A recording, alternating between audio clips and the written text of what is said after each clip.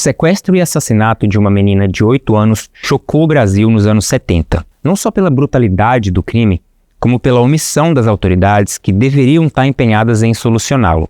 Essa história ocorreu numa época em que o Brasil passava pela ditadura militar, e mais tarde se descobriu que o regime tinha tudo a ver com o que havia acontecido. O caso da menina Araceli é o tema de hoje no Relembre o Crime.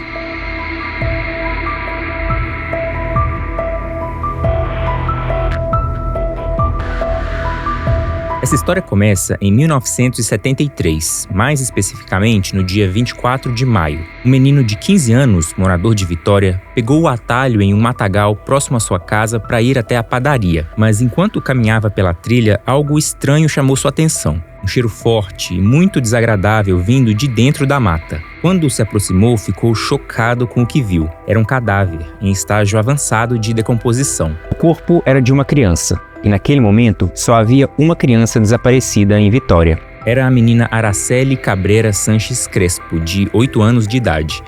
Ela havia saído da escola em 18 de maio de 1973 e ido embora, mas nunca chegou em casa. A polícia local começou a investigar e logo as pistas levaram a um suspeito. O delegado convocou uma coletiva de imprensa prometendo uma grande revelação, que deixaria a sociedade em choque. Acontece que, na véspera dessa coletiva reveladora, o delegado recebeu uma visitinha especial no seu gabinete. Uma visita que mudaria os rumos dessa investigação. Guarde a informação sobre essa reunião que vamos voltar nela mais pra frente. Quando chegou a tal coletiva reveladora, em vez de chocada, a população ficou decepcionada. O delegado apontou como principal suspeito um morador de rua qualquer, que nunca foi identificado porque possivelmente era fictício. Muitos anos depois, descobriu-se que o motivo dessa revelação decepcionante do delegado foi a visita que ele havia recebido no seu gabinete na véspera. E essa foi apenas a primeira de muitas interferências externas que o caso sofreu. Nos anos seguintes, um sargento chamado José Homero Dias, que atuava no combate ao tráfico de drogas, se propôs a investigar o caso por conta própria, mas acabou morto em condições suspeitas.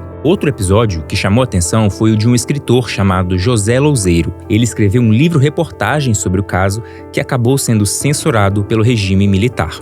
Logo ficou claro que mexer no caso Araceli era perigoso demais, mas nem todo mundo se intimidou.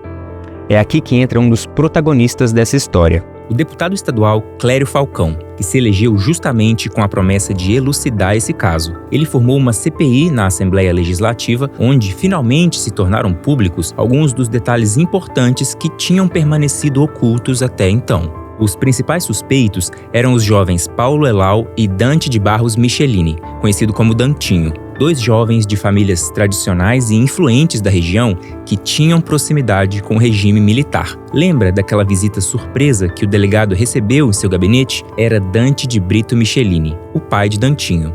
Na CPI, convocada pelo deputado Clério Falcão, foi ouvida uma testemunha que foi chave para entender a dinâmica do crime, uma mulher chamada Marisley Fernandes, ex-amante de Paulo Elau. Marisley revelou que havia se aproximado de Araceli e a levava para tomar sorvete quase todos os dias. Ela teria feito amizade com a menina a pedido de Paulo, que tinha interesse nela. Então, na tarde de 18 de maio de 1973, Marisley encontrou com Araceli próximo ao local onde ela deveria pegar seu ônibus e a convidou a entrar no carro de Paulo, um Mustang branco. A menina foi levada para o porão de um bar que pertencia aos Michelini. Lá, ela foi violentada e dopada e acabou morrendo devido à elevada ingestão de drogas. O corpo foi carbonizado e desfigurado e posteriormente levado ao matagal, onde foi encontrado dias depois, no dia 24 de maio. Em 1980, Paulo Elau e Dantinho foram condenados a 18 anos de prisão e Dante Michelini a 5 anos. Mas, em 1991,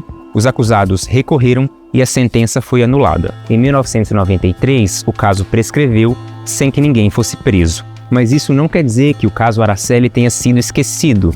No ano 2000, o Congresso Nacional instituiu o dia 18 de maio como o Dia Nacional de Combate ao Abuso e à Exploração Sexual de Crianças e Adolescentes em homenagem à menina.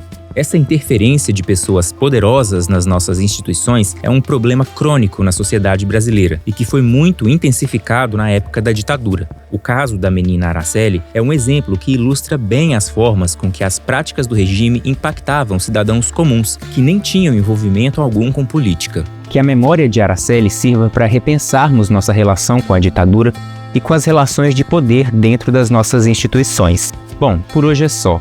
Se você gostou desse vídeo, se inscreve aqui no canal. E se quiser outros vídeos como esse, comenta aqui embaixo. Qual crime marcante gostaria de relembrar? Para ficar por dentro de tudo o que acontece no Brasil e no mundo, acompanhe também o portal e as redes sociais de O Tempo. Até a próxima!